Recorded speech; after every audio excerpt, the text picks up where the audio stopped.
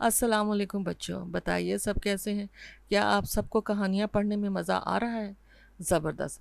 तो फिर आज हम कुछ नए अल्फाज सीखते हैं, लेकिन पहले पुराने अल्फाज की दोहराई।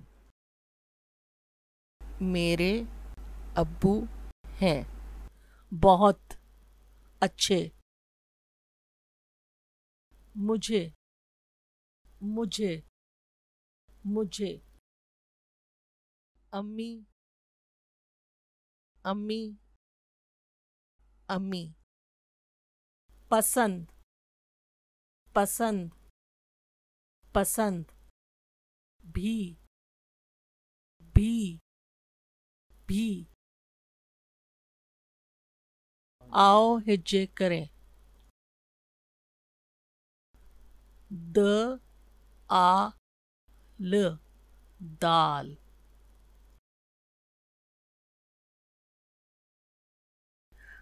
अब आप मुझे बताएं भी किधर लिखा है? ज़बरदस्त। अब आप बताएं अम्मी कहाँ पर लिखा है? शाबाश।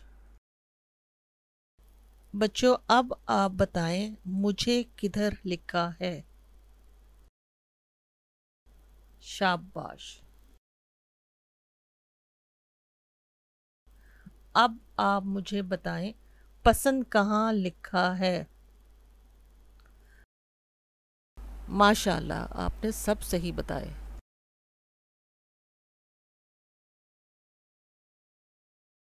आओ कहानी पढ़ें। अम्मी ये क्या है?